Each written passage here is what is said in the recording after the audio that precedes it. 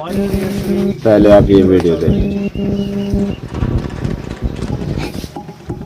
धन्यवाद धन्यवाद सभापति महोदय, आपने मुझे इस विशेष चर्चा पर बोलने का मौका दिया। के संविधान के 75वें वर्ष की चर्चा के मौके पर मैं सबसे पहले संविधान बनाने वालों की दूरदृष्टि को सलाम करती हूँ।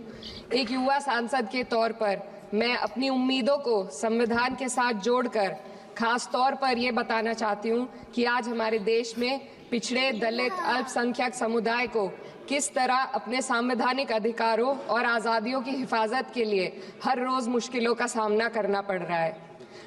Doctor B.R. अम्बेडकर के कथन से अपनी बात रखना चाहती हूँ। उन्होंने कहा था, मुझे अपने भारतवर्ष पर फक्र है कि जिसके पास ऐसा संविधान है जो लोकतंत्र, समाजवाद और सेक्युलरिज्म को संजोता है। लेकिन आज ऐसा लगता है जैसे संविधान की किताब तो है पर इसे चलाने वालों का ईमान गुम हो गया है। आज हिंदुस्तान में हर वर्ग को किसी न किसी चुनौती का सामना करना पड़ रहा है, मगर अल्पसंख्यक, खास तौर पर मुसलमानों पर जो कहर टूटा है वो किसी से छुपा नहीं है। ये लोग सिर्फ अपने मजहबी पहचान की वजह से निशाने पर हैं। संविधान का अनुच्छेद 15 कहता है कि किसी भी नागरिक के साथ धर्म, जाति या किसी और वजह से भेदभाव नहीं होना चाहिए, लेकिन हकीकत इसके उलट है।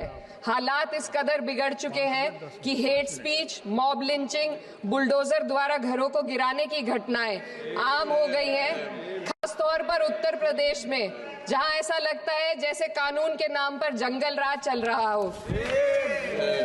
संभल में जो हुआ वो सबके सामने है। पुलिस के संरक्षण में निर्दोष लोगों की हत्या की गई और सरकार ने चुप्पी साध ली। अल्पसंख्यकों पर हिंसा बढ़ती जा रही है, मगर सत्ता में बैठे लोग या तो आंखें मूंदे हुए हैं या फिर इन घटनाओं को बढ़ावा दे रहे हैं। हद तो तब हो जाती है जब न्यायपालिका की बात भी अनसुनी कर दी जाती है।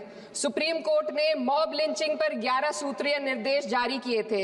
इसमें साफ कहा गया था कि राज्य सरकारें और पुलिस इस तरह की घटनाओं को रोकने और दोषियों पर सख्त कार्रवाई करने के लिए जिम्मेदार हैं, लेकिन आज भी इन निर्देशों पर अमल नहीं हो रहा है। हाल ये है कि मॉब लिंचिंग को रोकने की बजाय सत्ता में बैठे लोग आग में घी डालने का काम कर रहे हैं। उनकी जुबान से ऐसी बातें निकलती हैं जो नफरत को और बढ़ावा देती है। ये अशांति अब इतनी गहराई तक फैल चुकी है कि हमारे समाज के धर्मनिरपेक्ष चरित्र पर गंभीर सवाल उठ रहे हैं। साल की शुरुआत में ही कई राज्यों में दुकानदारों को अपने नाम बोर्ड पर लगाने के लिए मजबूर किया गया। इसे सेहत और सुरक्षा के कानूनों का हिस्सा बताया गया, मगर असल मंशा कुछ और थी। ये कदम खास तौर पर मुसलमान दुकानदारों को निशाना बनाकर उठाया गया ताकि उनकी रोजी रोटी पर चोट की जाए। पिछले हफ्ते मुरादाबाद में एक मुस्लिम डॉक्टर को हिंदू बहुल्य मोहल्ले में घर खरीदने पर विरोध झेलना पड़ा। वजह बताई गई कि इससे मोहल्ले की सामाजिक शांति बिगड़ जाएगी। अब आप ही बताइए, क्या ये वजह सही है, जायज है? असल में ये छोटी बड़ी घटना इस बात का सबूत है कि सांप्रदायिकता को बढ़ावा देने वाले बयान और नीतियां हमारे समाज को अंदर से खोखला कर रही है। उत्तर प्रदेश में यति नरसिंहन ने बेहद घटिया बयान दिया, लेकिन सरकार इन बयानों पर कोई कार्रवाई नहीं कर रही। हेट स्पीच न केवल जनमानस के विचारों को प्रदूषित करती है, बल्कि इससे अब संवैधानिक पदों पर बैठे लोगों को भी प्रभावित कर दिया है। अभी हाल ही में माननीय उच्च न्यायालय इलाहाबाद के माननीय न्यायाधीश ने ऐसे बयान दिए जिसका संज्ञान खुद सुप्रीम कोर्ट को लेना पड़ा। संविधान के अनुच्छेद 29 और 30 ने अल्पसंख्यकों को उनके मजहबी और सांस्कृतिक हक दिए हैं ताकि वो अपनी पहचान को बचा सके और अपने संस्थान चला सके, लेकिन आज उन्हीं हकों पर हर तरफ से चोट की जा रही है। वक्फ जैसे बिल लाकर उनके धार्मिक अधिकारों को छीनने की कोशिश की जा रही है। आज अल्पसंख्यक समुदाय को संविधान द्वारा दिए गए अपने बुनियादी अधिकार पाने के लिए लंबी लड़ाई लड़नी पड़ रही है।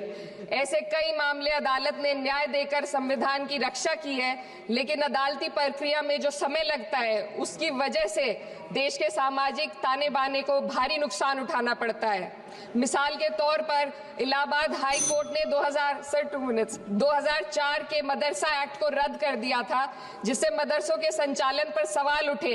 हालांकि सुप्रीम कोर्ट ने बाद में इस फैसले को पलट दिया और एक्ट को वैध करार दिया, लेकिन इस प्रक्रिया में जो समय लगा उसने अल्पसंख्यकों को बेचैनी और संघर्ष के दौर में डाला है। इसी कड़ी में प्लेसेस ऑफ वर्शिप एक्ट 91 भी आता है और कई अन्य अधिकार, उन्हें भी इसी तरह अदालती लड़ाइयों में उलझाया जा रहा है।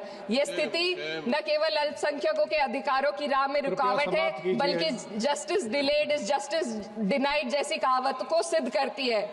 मैं इस सदन से दुनिया भर के अल्पसंख्यकों की आवाज उठाना चाहती हूँ, खास तौर पर हमारे पड़ोसी देश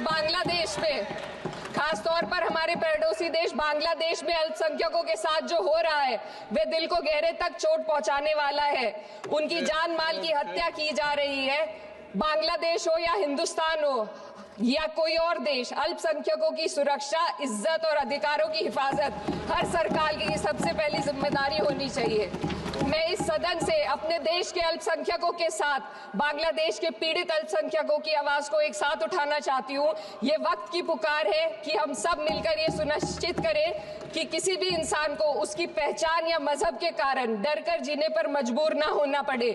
जहाँ हक छीने जाते हैं वहाँ अमन खो जाता है। ये बात हर सरकार को समझनी चाहिए। अगर हम सच में अपने संविधान का सम्मान करना चाहते हैं तो हमें नफरत और भेदभाव को खत्म करना होगा। हमें ये दिखाना होगा कि ये मुल्क हर वर्ग, हर जाति, हर धर्म और हर समुदाय का है, और जब तक ऐसा नहीं होगा तब तक संविधान की आत्मा सिसकती रहेगी। सर, अपनी बात को खत्म करते हुए मैं एक शेर अर्ज करना चाहती हूँ। ये दाग दाग उजाला, ये शब्द